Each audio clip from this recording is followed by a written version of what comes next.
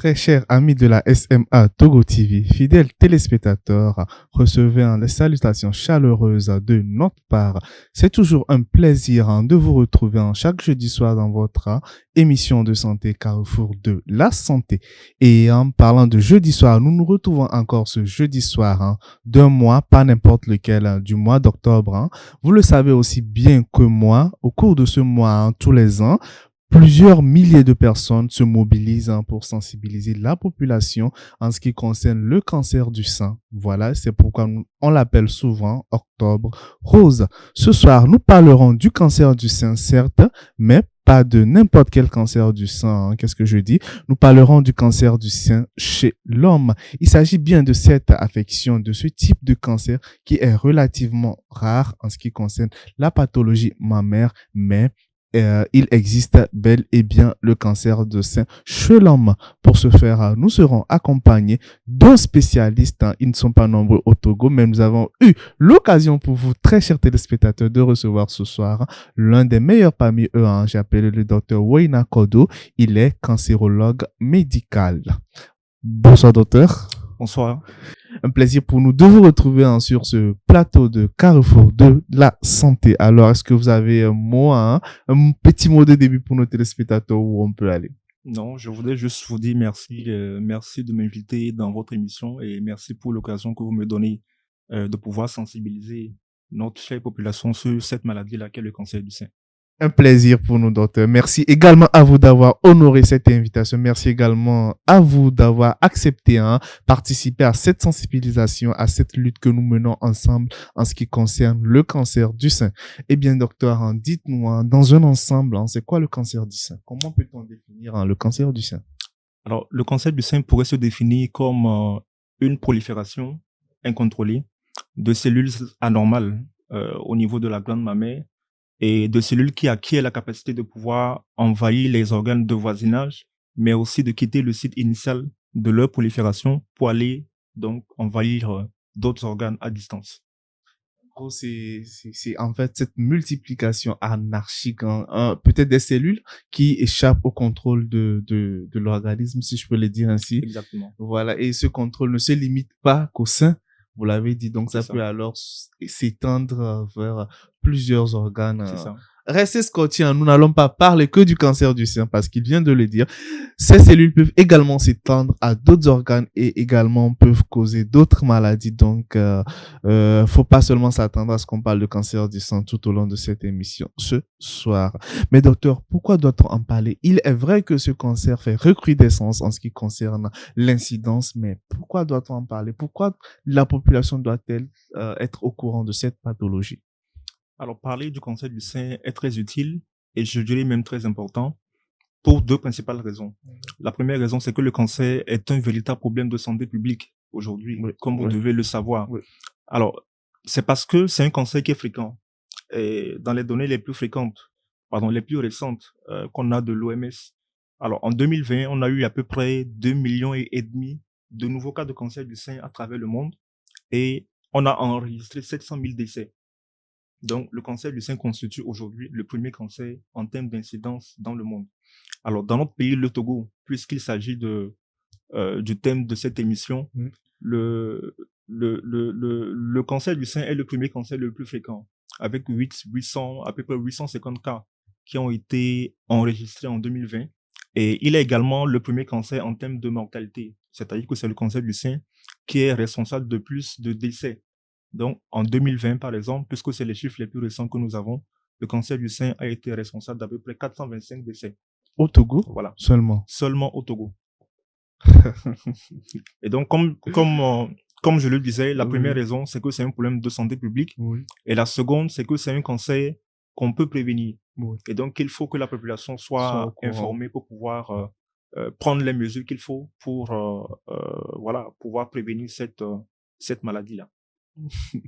Vous l'avez attendu, 700 000 de décès par an en ce qui concerne le cancer du sein dans le monde entier et près de 400 400 décès au Togo sont enregistrés. Il faut également noter que il a dit, hein, ça fait partie, hein, c'est la deuxième cause de décès en ce qui concerne les décès causés par les cancers. C'est la deuxième cause de décès chez la femme.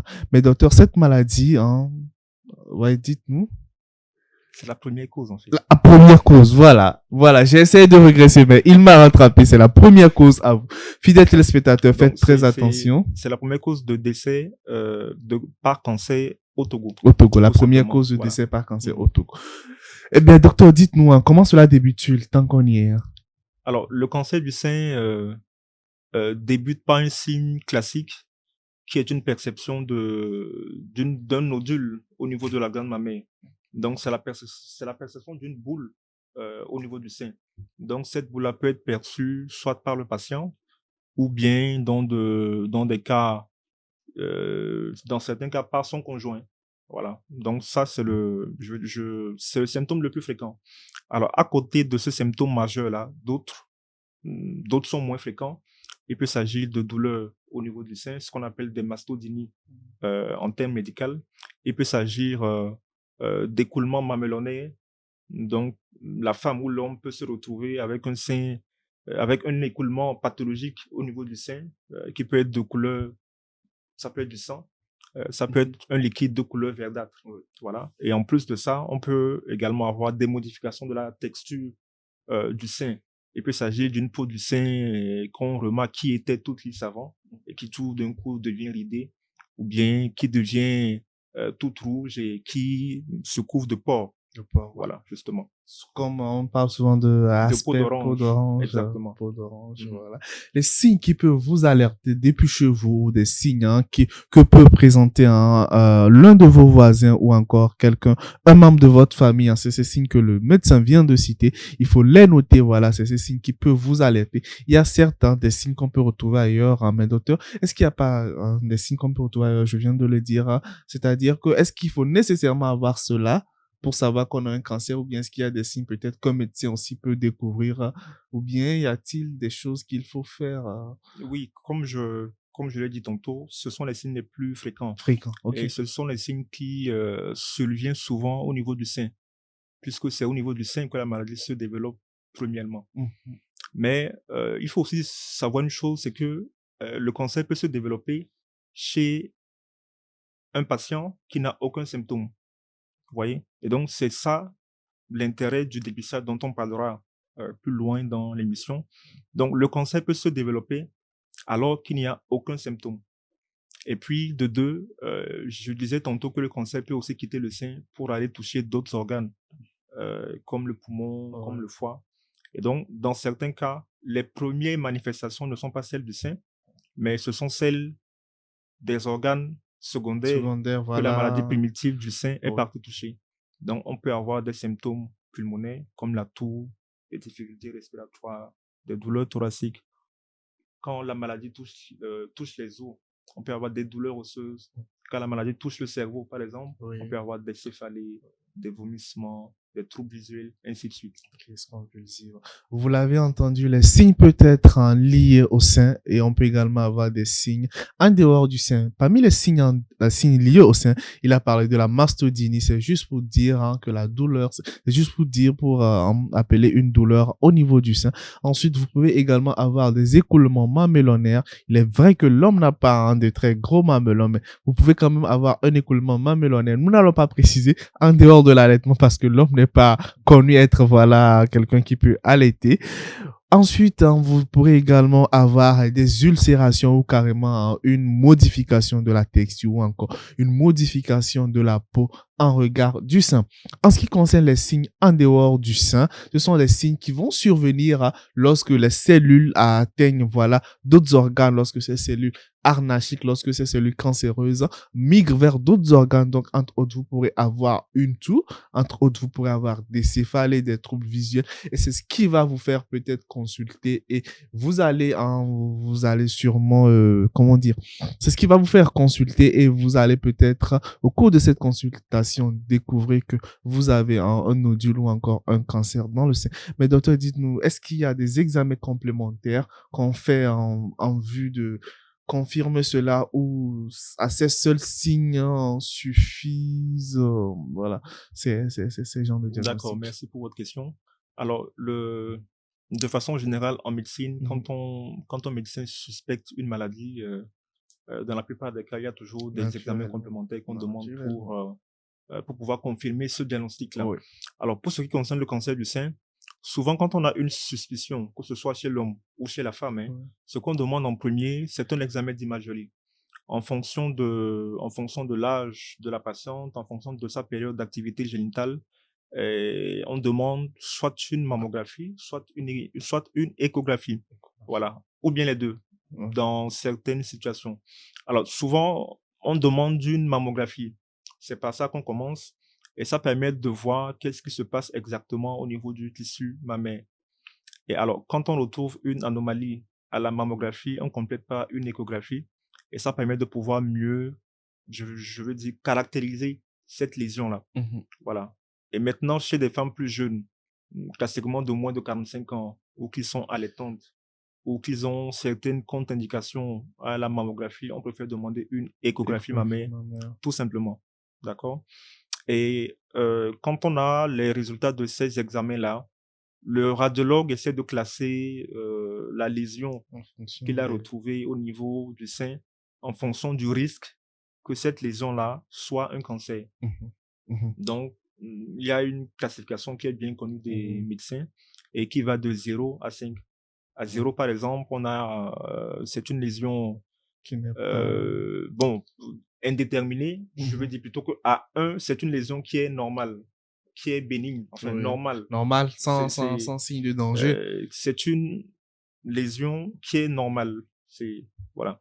Et donc, à 5, par exemple, on a une lésion qui est fortement suspecte de malignité. Okay. Vous voyez un peu. Toujours suspecte. Donc après, c'est qu'il y a quand même quelque chose pour confirmer. Justement. Que c'est vraiment un cancer du sang. Justement. Donc en fonction du type, je veux dire, en fonction du type de lésion, en fonction de la force de la suspicion de la malignité de la lésion, on est souvent amené à demander une biopsie, donc qui consiste à aller prélever un petit bout de tissu au niveau du sein et puis l'analyser au microscope pour savoir s'il s'agit effectivement d'un cancer du sein. Voilà, voir s'il y a de ces cellules dont vous aviez parlé au début. Voilà, donc c'est un peu comme un examen de confirmation. Un peu comme un examen de confirmation en ce qui concerne le cancer. Voilà, c'est un peu comme un examen de confirmation en ce qui concerne le cancer. Nous allons mettre une pause et revenir tout à l'heure après le jingle.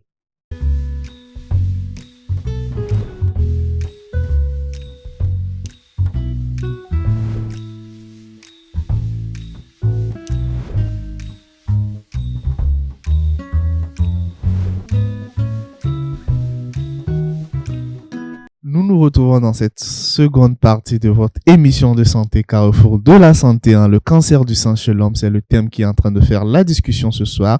Je n'oublie pas de vous présenter la Rose que j'ai sur mon plateau depuis un moment, depuis le début de ce mois, voilà.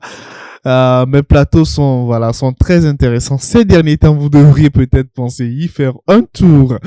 Nous étions en train de parler du cancer du sein chez l'homme. Nous avons dit ce que c'est que le cancer du sein d'une manière générale. Nous avons ensuite dit comment ce cancer peut-il débuter et quelles sont vraiment ses petites particularités chez l'homme. Par exemple, nous l'avions dit, dès que vous voyez un écoulement mammellonaire, il n'y a plus de questions à se poser. Vous n'êtes pas supposé être quelqu'un qui peut allaiter un bébé. Donc, faites un tour chez votre médecin. Mais contrairement à une femme, si par exemple une femme a un écoulement mammellonaire alors que cette femme est en cours d'allaitement maternel, il faut peut-être faire attention parce qu'il peut s'agir du lait qui est en train de prendre un autre aspect en fonction d'autres pathologies. Il faut peut-être y faire attention. Mais chez un homme, non. Dès que vous avez un écoulement mammellonaire qui est présent, en dehors des autres signes, vous faites un tour chez votre médecin ou encore vous demandez conseil auprès d'un agent de santé, il saura mieux vous guider. En ce qui concerne la confirmation de cette maladie, le docteur l'a dit, après ces signes, on pourra vous demander peut-être des examens complémentaires, à savoir une échographie mammaire ou encore une mammographie. Et ces deux examens, après, il y aura un examen de confirmation que nous appelons la biopsie. Et cette biopsie va juste consister au prélèvement d'un tissu au niveau du sein. Après, on va examiner examiner ce tissu au microscope à la recherche des cellules malignes ou encore des cellules cancéreuses. Docteur, j'espère que j'ai un peu fait les résumés pour mes téléspectateurs, hein. Mais docteur, dites-nous, hein, nous avons parlé des signes, hein, nous avons dit comment cela peut se manifester. Quelles peuvent en être les causes?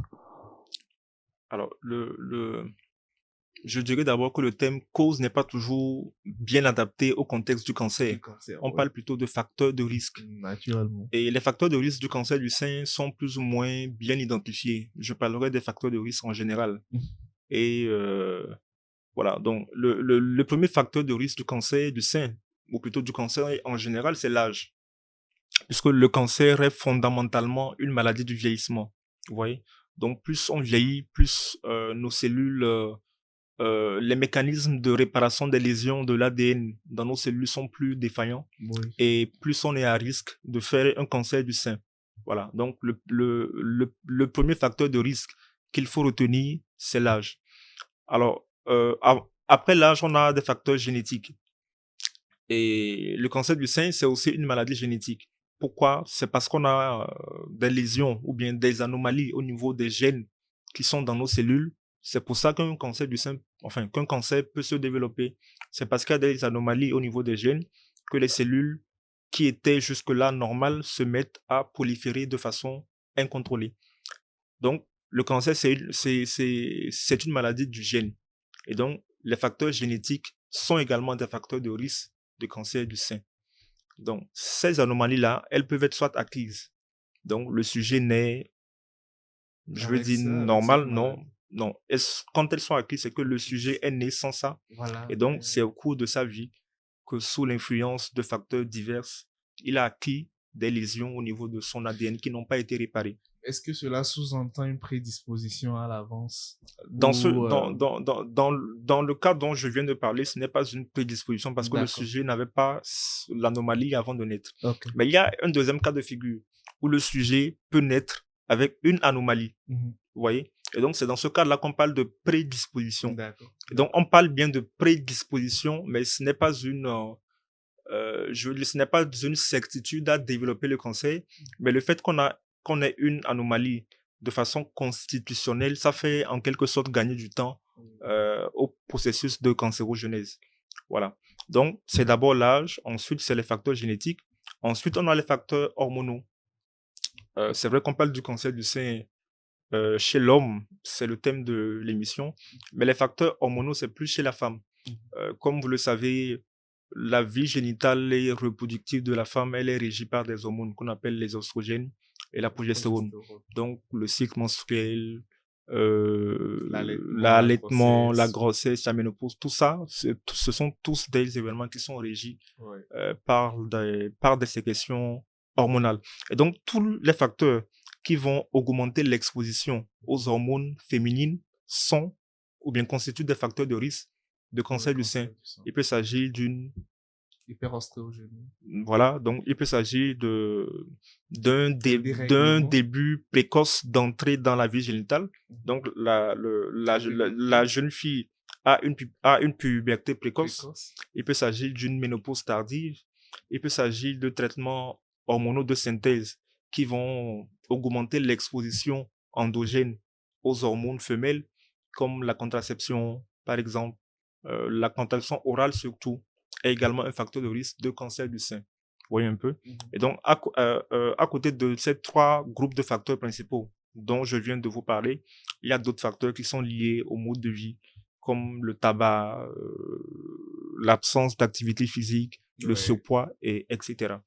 Et le cancer de l'homme a la particularité de cela que les facteurs génétiques sont plus prépondérants chez l'homme que chez la femme, par exemple. Et les gènes qui sont souvent impliqués dans le cancer du sein, ce sont les gènes BRCA1 et BRCA2. Voilà. Mais docteur, ces facteurs de risque, je vais plus vous poser cette question. J'avais voulu demander, est-ce que ils sont pareils chez l'homme que chez la femme? Mais je crois que dans votre intervention, j'ai déjà eu la réponse. Je crois que c'est également le cas pour nos téléspectateurs. Mais ce que j'aimerais savoir, est-ce que ce cancer, hein, parce que c'est une question qui va et qui vient. Mais aujourd'hui, nous avons devant nous un spécialiste du domaine.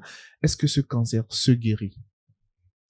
Alors, si le cancer du sein se guérit, je dirais oui et non.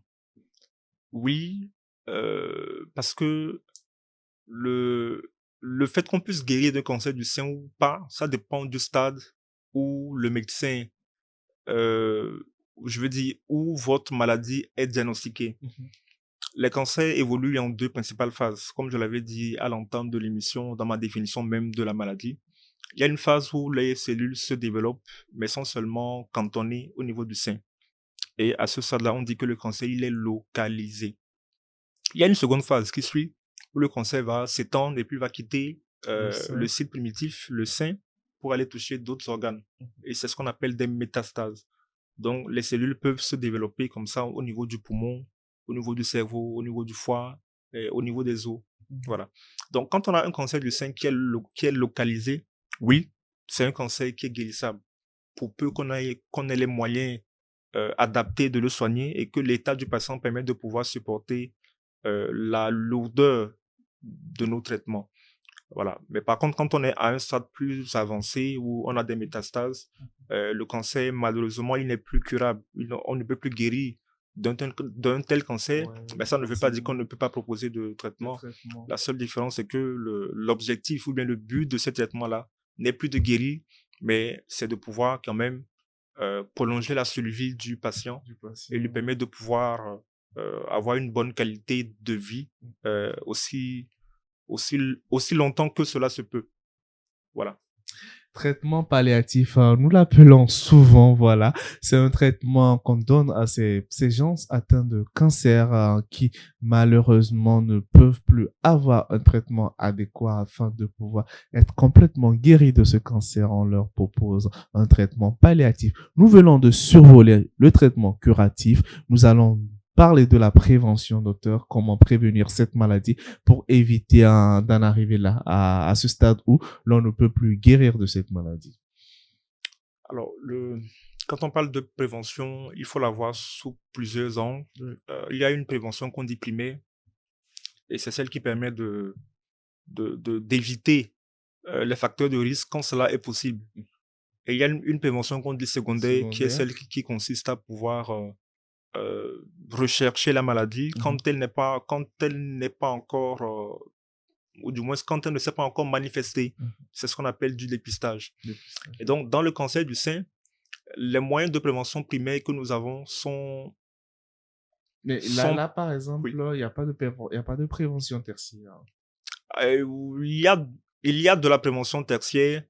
On pourra peut-être Revenir dessus. revenir Ça là-dessus. me ferait plaisir, docteur. Mais les deux moyens principaux sont des moyens de prévention primaires et des Mhm. moyens de prévention secondaires. Secondaire. Et Oui. donc, les facteurs de risque dont j'ai parlé un peu plus tôt dans l'émission, certains peuvent être évités. Et ceux qui peuvent être évités, ce sont ceux qui concernent principalement le mode de vie. Donc, c'est le tabac, c'est l'inactivité physique et puis c'est le surpoids. Vous voyez un peu? Euh, le tabac expose à un surrisque de cancer. Quelqu'un qui fume et qui arrête de fumer, eh ben, cette personne-là, elle diminue son risque de De survenue faire de cancer en général et du général, cancer du sein en particulier. particulièrement. Une personne qui est en surpoids et qui fait l'effort de revenir à un poids dans les normes, bah, cette personne-là, elle diminue également son risque de cancer du sein. Le fait de faire du sport, euh, outre le gain ou bien outre l'avantage que ça peut avoir sur d'autres maladies, telles que les maladies cardiovasculaires, bah, elle a également un avantage en cela qu'elle peut diminuer potentiellement le risque de survenue d'un Un cancer. cancer. Voilà, justement. Alors, donc, ça, c'est ce qui concerne la prévention primaire. Primaire. Parlons maintenant de la prévention secondaire, qui est Secondaire. celle qui consiste à dépister la maladie, c'est-à-dire à pouvoir la rechercher quand le patient n'a pas encore de symptômes, à la détecter tôt et à la traiter à ce stade-là, Mhm. à ce stade précoce-là, pour donner donc les meilleures chances de guérison aux patients. Donc, dans le contexte du cancer du sein, on a, je peux dire, trois principaux moyens de prévention secondaire, de dépistage. La première méthode, qui est la plus simple que tout le monde peut pratiquer chez soi, pour peu que la méthode lui soit expliquée et apprise, c'est l'autopalpation. Donc, autopalpation qui concerne surtout les femmes, puisque c'est chez elles que le cancer du sein est le plus fréquent. Oui. La deuxième méthode après l'autopalpation, c'est l'examen clinique.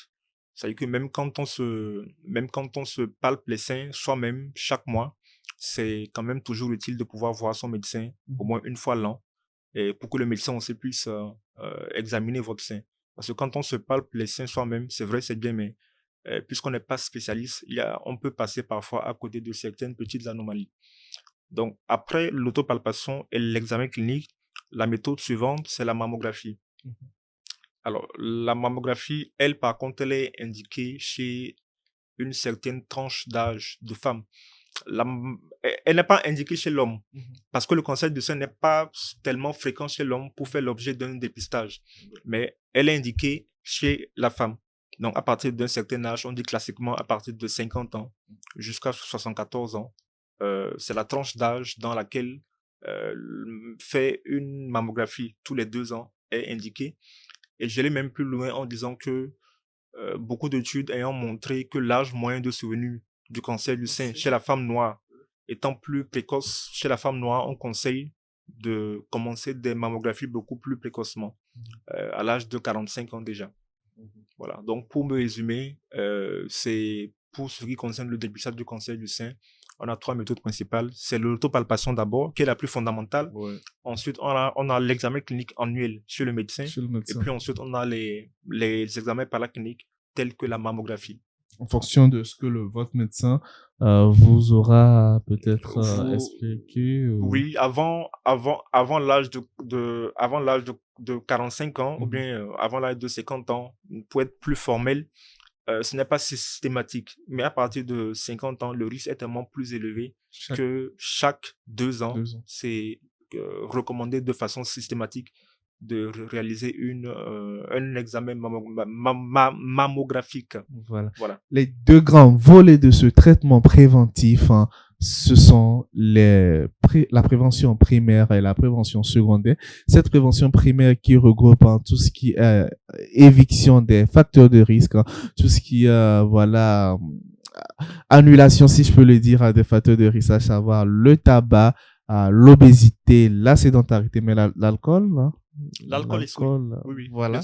L'alcool également, nous l'avons dit déjà plusieurs fois sur ce plateau, ce qui concerne la consommation de l'alcool, vous devrez faire vraiment un effort d'éviter cela. Chez vous également, la prise également du tabac en constitue un facteur de risque et l'éviter constitue un moyen de prévention primaire. En ce qui concerne la prévention secondaire, il s'agit essentiellement de ces 3 points dont le docteur vient de parler, à savoir l'autopalpation. Nous allons en revenir tout à l'heure. L'autopalpation du sein qui a le moyen le plus fréquent. Ensuite, nous avons également la consultation chez son médecin gynécologue de préférence, une consultation annuelle. Si vous n'avez rien, vous faites un tour chaque année chez votre médecin gynécologue de préférence afin qu'il vous fasse un checking, voilà, et vérifier si tout va bien. Ensuite, il y a également la mammographie qui est systématique, du moins à partir de 50 ans. Faites votre mammographie chaque 2 ans, c'est prévenir le cancer du sein.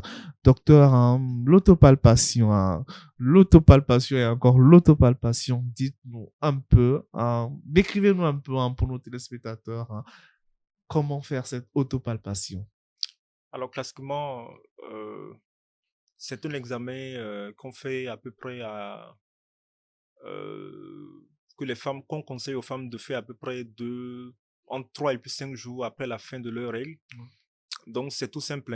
Vous le faites une fois par mois à une période que vous définissez. Donc, pour les femmes qui sont réglées, et enfin 3 à 5 jours après les règles pour les femmes qui sont réglées. Et puis maintenant, pour celles qui sont ménopausées, vous choisissez une période fixe et puis chaque mois, vous faites votre examen.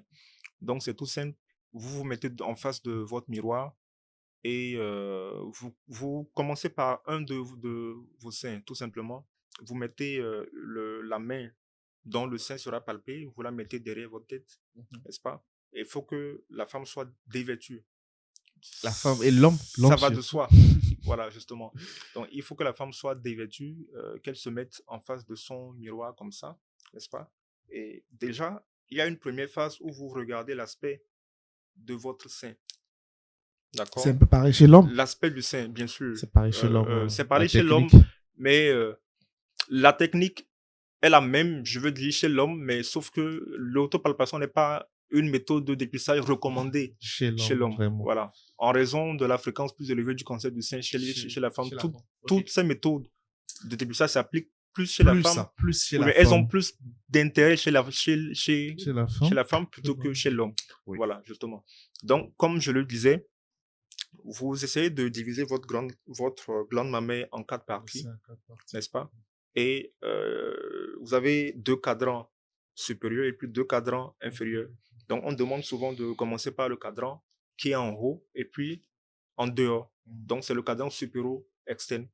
Donc, vous prenez juste la paume de vos mains et puis que vous essayez de plaquer la glande mammaire contre la cage thoracique. Et puis, vous faites de petits mouvements circulaires, n'est-ce pas? Et vous le faites de dehors en dedans. D'accord? Et vous essayez de voir si vous percevez une boule dans le sein. D'accord? Donc, après la partie en haut et puis en dehors, vous descendez la partie en bas, la partie en dedans, la partie en haut. Et puis, vous finissez en pressant votre mamelon pour voir s'il y a un liquide pathologique qui s'en écoule. D'accord? Il y a aussi une chose qui est importante qu'on oublie souvent, c'est que quand on palpe le sein, c'est bien, mais ce n'est pas suffisant. Il faut aussi rechercher s'il y a des ganglions au niveau de vos aisselles. Parce que souvent, ou bien parfois, on peut ne pas retrouver de boules au niveau du sein lui-même, mais c'est au niveau des aisselles qu'on peut retrouver des boules. Vous voyez un peu? Donc, la femme le fait au niveau de son sein. Là, j'ai commencé par le sein gauche. Elle le fait au niveau du sein gauche. Et puis, quand elle finit, elle le fait donc elle palpe son sein droit. Donc, avec la même technique qui a été décrite tout voilà. à l'heure.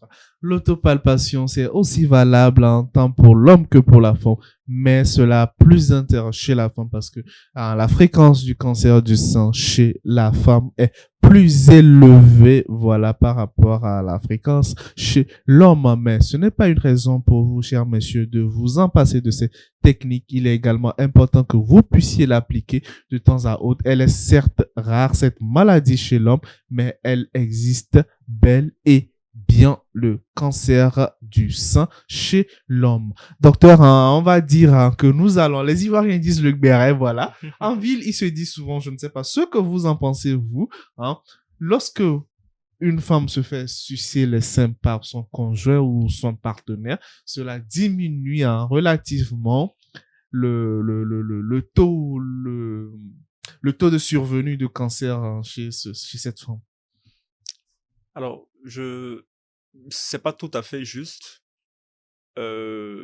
Pourquoi? Parce que j'ai parlé tantôt des facteurs de risque.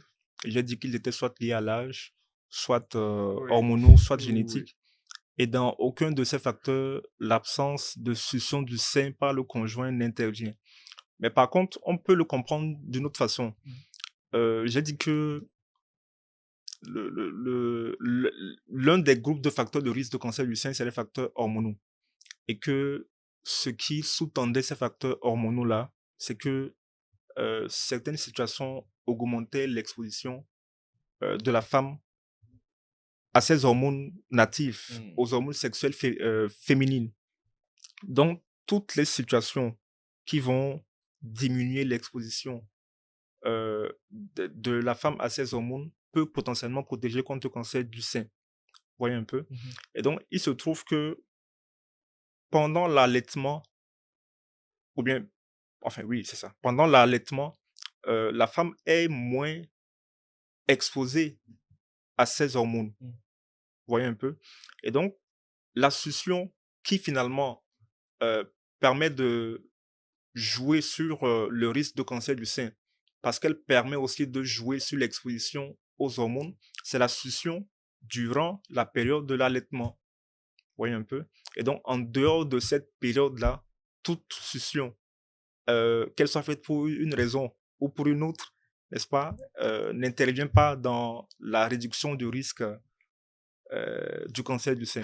Voilà. Chères dames, ne confondez pas la succion au cours de l'allaitement maternel à tous les autres types de succion que vous pouvez connaître et dont je m'abstiens de donner les noms. Donc, faites très attention également chez vous. La bonne information vient de tomber. Les carrefours de la santé, c'est également le carrefour des bonnes et meilleures informations de la capitale. Donc, faites très attention chez vous. Hein. Ne donnez pas votre sein en succion pour prévenir le cancer du sein. En aucun cas, cela n'a été cité dans les moyens de prévention du cancer du sein. Et c'est pareil, hein, contrairement chez l'homme également, la succion de vos tétons ne fait pas diminuer le taux de survenue du cancer chez vous. Docteur, qu'en est-il du volume de sein? Hein? Nous n'allons pas prendre les questions aujourd'hui parce que l'émission, elle est très intéressante. Hein. Qu'en est-il du volume du sein? Parce qu'il est souvent dit également, hein, les dames qui ont des seins plus volumineux, je ne sais pas par rapport à quoi, mais des dames qui ont des seins plus volumineux sont sujettes à faire plus le cancer du sein. Pour nos téléspectateurs ce soir, vous êtes là, dites-moi réellement, qu'est-ce que vous pouvez dire de cela? D'accord, merci pour votre question. À l'école primaire, il y a une chanson qu'on nous apprenait souvent. Oui. Et on disait que les oiseaux les plus gros ne sont pas les plus beaux. Oui, les oiseaux les plus peut-être beaux que dans voilà. Dans ce contexte-là, ce qu'on devait dire, c'est que les seins les plus gros, n'est-ce pas, les seins les plus gros ne sont pas forcément les seins les plus à risque de développer un cancer du sein. En fait, ce qui augmente le risque de cancer du sein, c'est la densité mammaire. Et la densité mammaire n'est pas forcément corrélée au volume des seins. Vous voyez un peu. Une dame peut avoir des seins très gros, mais moins denses, mais pas du tout denses, comme une dame peut avoir des seins plus petits, mais plus denses. Vous voyez un peu. Donc, le volume du sein n'est pas vraiment corrélé au risque de cancer du sein, mais c'est plutôt la densité mammaire qu'on peut mesurer par d'autres examens. Voilà. La seconde bonne information de ce soir vient également de tomber. Le volume des seins n'a pas vraiment de rapport direct n'a pas vraiment de rapport direct avec la survenue d'un éventuel cancer du sein. Notez également cela dans un coin de votre calepin et faites-y attention. Évitez les fausses informations. Nous sommes là pour vous. Vous avez nos pages YouTube qui sont toujours disponibles, également nos pages Facebook. Vous pouvez laisser en commentaire vos questions ou encore vos inquiétudes. Docteur, nous allons tout à l'heure mettre fin à ce numéro. Avez-vous un mot de fin pour nos téléspectateurs? Le mot de fin que j'aurais à dire s'adresserait plus aux femmes. Pas seulement aux femmes, mais plus aux femmes parce que ce sont elles qui sont les plus concernées, même si le thème de notre émission se concentrait plus spécifiquement sur le cancer du sein chez l'homme. Je souhaiterais dire que le cancer du sein est une maladie qui est fréquente et qui est grave parce qu'elle est responsable de beaucoup de décès. Et c'est une réalité. Et le seul moyen pour nous de pouvoir le prévenir, et d'autant plus que nous sommes dans un pays où les moyens dont nous disposons ne sont pas forcément à la portée de tous, c'est de jouer sur la prévention. Et cette prévention-là, elle passe par le dépistage. Vous voyez un peu? Donc, on ne le dira jamais assez, mesdames, palpez vos seins, ce sont vos seins, palpez-les. Et à partir d'un certain âge, pensez, n'est-ce pas, à vous faire réaliser des mammographies tous les 2 ans. Et ça permet de pouvoir détecter des anomalies assez petites pour pouvoir vous traiter bien, vous donner les meilleures chances de guérison, mais aussi de vous traiter en vous laissant moins de séquelles. Voilà. Donc, c'est tout ce que j'ai à dire et je vous remercie. Le mot-clé, palper vos seins. Ne donnez pas également vos seins à qui que ce soit de vous faire la palpation. Vous connaissez mieux votre corps, vous connaissez mieux votre organisme. Donc, faites l'autopalpation chez vous régulièrement dans les 3 ou les 5 jours qui suivent la fin de vos menstrues. Un plaisir pour nous que vous soyez restés avec nous du début jusqu'à la fin de ce nouveau numéro de votre émission de santé, Carrefour de la santé. Portez-vous bien. Nous allons nous retrouver le jeudi prochain à la même heure pour un nouveau numéro. C'était Dr Faisal sur SMA Togo TV.